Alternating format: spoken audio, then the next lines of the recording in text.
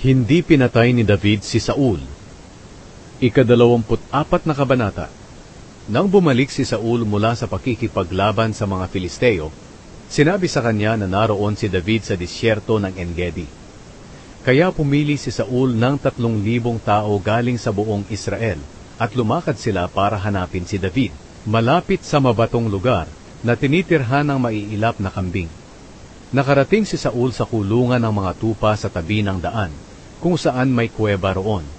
Pumasok siya sa loob ng kuweba at doon dumumi. Doon pala sa kaloob-loobang bahagi ng kuweba nagtatago si David at ang mga tauhan niya. Sinabi ng mga tauhan ni David, "Dumating na ang panahong sinabi ng Panginoon na ibibigay niya sa iyo ang iyong kaaway, at ikaw na ang bahala kung ano ang gusto mong gawin sa kanya." Dahan-dahang lumapit si David kay Saul at pumutol ng kapirasong tela sa laylayan ng damit nito, nang hindi nito namamalayan. Pero nakonsyensya si David dahil pinutol niya ang laylayan ng damit ni Saul. Sinabi niya sa kanyang mga tauhan, "Huwag sanang ipahintulot ng Panginoon na gawan ko ng masama ang aking hari, ang hinirang ng Panginoon na maging hari." Sa sinabing ito ni David, sinaway niya ang kanyang mga tauhan at hindi niya sila pinayagang salakayin si Saul. Umalis si Saul at nagpatuloy sa paglalakbay. Maya-maya lumabas ng kuweba si David at tinawag si Saul, "Mahal na hari!" Nang lumingon si Saul, nagpatira pa si David sa kanyang harapan bilang paggalang.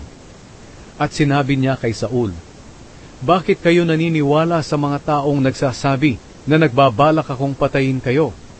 Sa araw na ito nakita niyo kung paano kayo ibinigay ng Panginoon sa aking mga kamay doon sa loob ng kuweba. Sinabi sa akin ng iba kong mga tauhan na patayin kayo, pero hindi ko ginawa. Sinabi ko sa kanila na hindi ko sasaktan ang aking hari dahil pinili siya ng Panginoon na maging hari.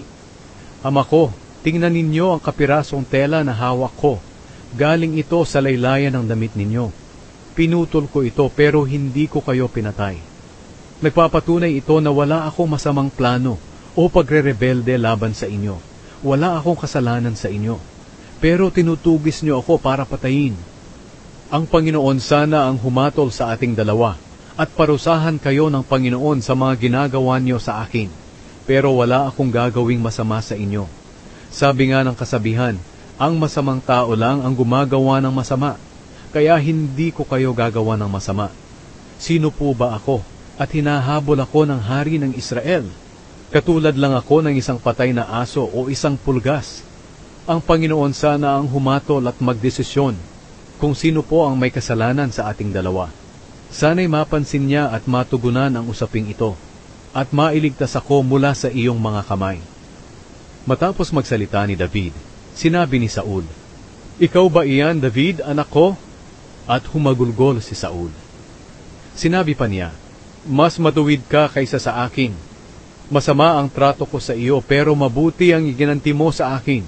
Sa araw na ito, ipinakita mo ang iyong kabutihan. Ibinigay ako ng Panginoon sa mga kamay mo para patayin, pero hindi mo ito ginawa." Ang iba'y hindi pinababayaang makatakas ang kanilang kaaway kapag nakita na nila ito.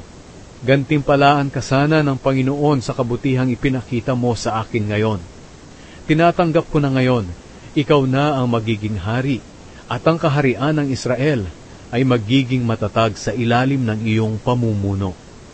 Ngayon mangako ka sa akin sa pangalan ng Panginoon na hindi mo papatayin ang aking angkan para hindi mawala ang pangalan ng pamilya ko." Kaya sumumpa si David kay Saul. Pagkatapos, umuwi si Saul. Pero si David at ang mga tauhan niya'y bumalik sa pinagtataguan nila.